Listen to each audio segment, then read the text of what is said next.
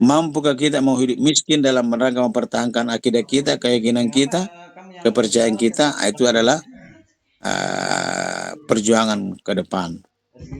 Ya, kalau tidak ada lagi nahi mungkar, hanya amar ma'ruf tapi tidak nahi mungkar, ya lebih parah lagi itu.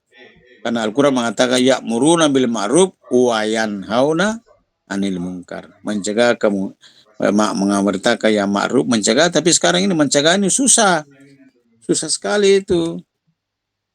Karena berhadapan dengan pemerintah yang berkuasa, yang punya otoritas, punya kekuasaan dan seterusnya dan seterusnya. Jadi ya begitu, harus banyak membuka sejarah. Baik, apa lagi? Cukup. Bu Asri. Masih ada lagi? Saya Prof mau nanya. Ah.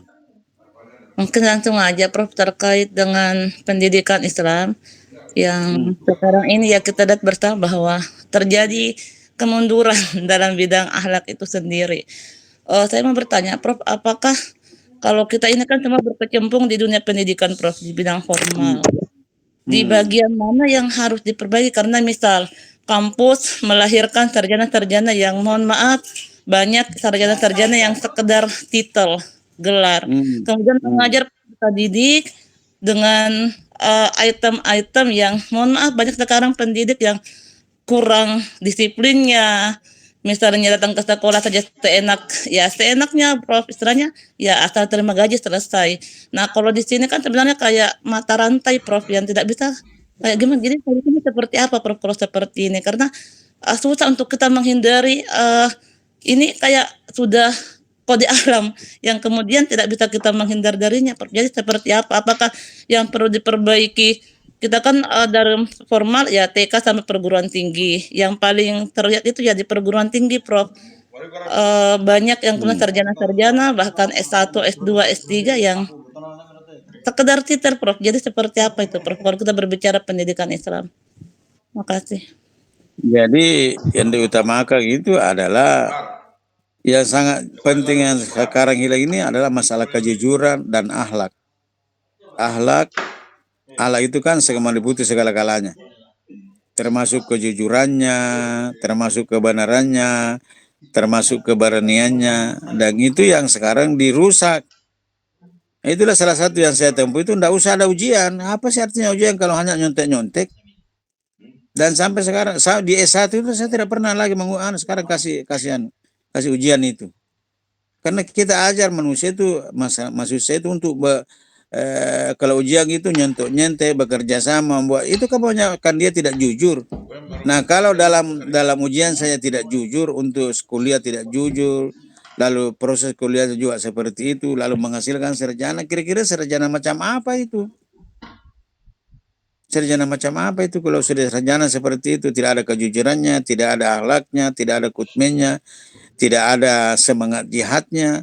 Padahal belajar ini kan jihad itu. Man salaka tariqan yaltamisu fi ilman sahalallahu lahu tariqan ilal jannah. Man salaka, siapa yang menempuh jalan, dia membuat jalan, memberi fasilitas yang dilalui oleh mereka-mereka yang belajar ilmu, belajar, Allah akan memudahkan baginya jalan ke surga. Ya seperti itu. Jadi cara yang saya tempuh saya pribadi itu tadi itu menedakan ujian. Untuk apa ujian kalau hanya bekerja sama saya nyontek itu, seperti itu. Jadi yang diambil itu adalah bagaimana ketika kita diskusi kelompok diarahkan di situ, ketika ada pemaparan makalah disuruh mencari. Jadi saya punya menempuh sendiri itu, setiap pertemuan itu kalau di S1 itu ada tugas. Setiap pertemuan ada tugas. Nah, itulah mereka mandiri mencarinya, boleh mandiri, boleh bekerja sama, silakan karena bukan ujian. Nah, jadi mereka belajar bersama-sama sehingga mereka itu bisa take and give, memberi dan menerima. Sehingga yang namanya untuk tidak jujur itu, mengambil pekerjaannya orang lain itu sudah tidak ada lagi, karena kita tutup jalan untuk itu. Jadi kejujuran, ketekunan, belajar terus dan seterusnya. Dan kita harus mulai dari kita sendiri. Saya masih ingat dulu ketika saya S2 di UNEM tahun 2001 2003 itu. Itu guru itu sudah calon master itu masih menyontek, ditegur tetap saya dia begitu, tetap saya bilang ini, saya bilang bagaimana kok seorang guru ini yang sudah mengajar di SMP ini ikut ujian itu nyontek-nyontek, kira-kira bagaimana muridnya itu? Hanya karena ingin mendapatkan nilai yang tinggi dengan nyontek kiri kanan. Kira-kira bagaimana hasilnya murid-muridnya itu kalau gurunya saya seperti itu? Ketika saya ikuti penataran bahasa Arab di tahun 90-an di UMI, itu diadakan ujian akhir itu orang Arab kan ketat sekali itu, tidak boleh. Ternyata ada dosen dari UMI, tidak usah sebutkan namanya itu nyontek-nyontek kiri kanan, bertanya, dipukul belakangnya dari belakang. Itu kan itu sudah dosen, bukan mahasiswa lagi. Guru penataran bahasa Arab selama 1 bulan, dipukul belakangnya itu gara-gara seperti itu. Nah, itulah kira-kira gambarannya. Kalau seperti ini modelnya dosen, guru, kira-kira bagaimana muridnya itu? Tentu tidak akan lebih baik daripada muridnya. Nah, ini yang perlu kita bina sekarang itu. Bagaimana menanamkan kejujuran, keikhlasan. Saya juga kalau mengajar Islam Muhammadiyah barangkali baru saya memulai itu, tapi mudah-mudahan ada yang dengar. Itu setiap mau mengajar setiap mau dimulai kuliah perkuliahan itu saya suruh mengaji. Dan kadang-kadang itu juz amma itu selesai sampai 13 kali pertemuan. Juz amma berapa surah situ itu.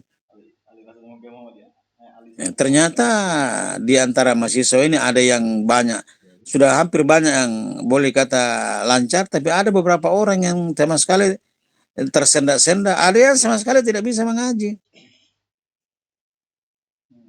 Ya, jadi seperti itu.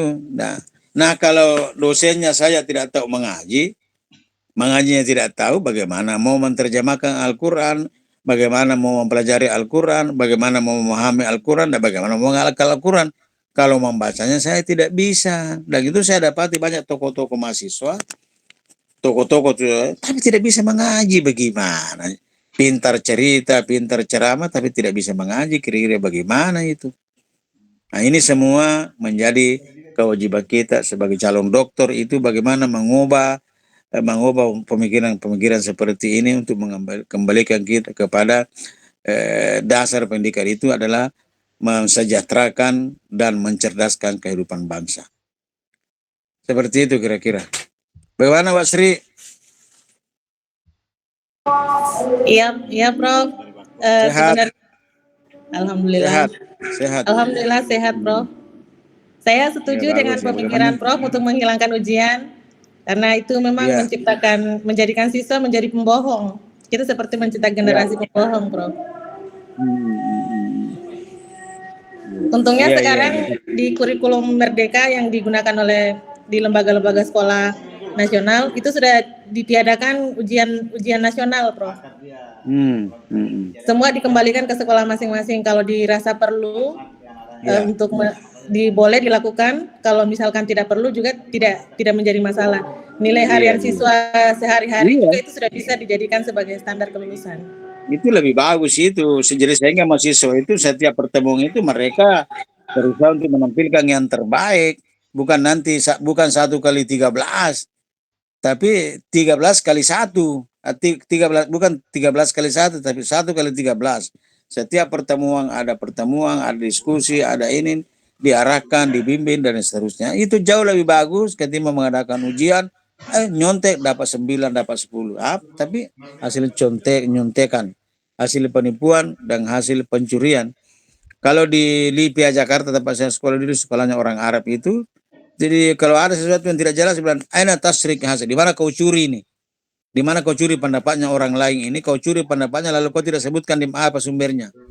Begitu mereka ketatnya itu. Nah, kira-kira seperti itu. Iya. Oke, makasih. Ada lagi? Sudah tidak ada lagi?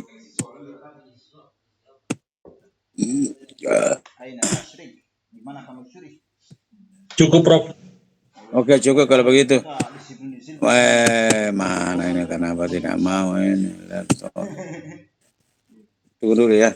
Saya lihat dulu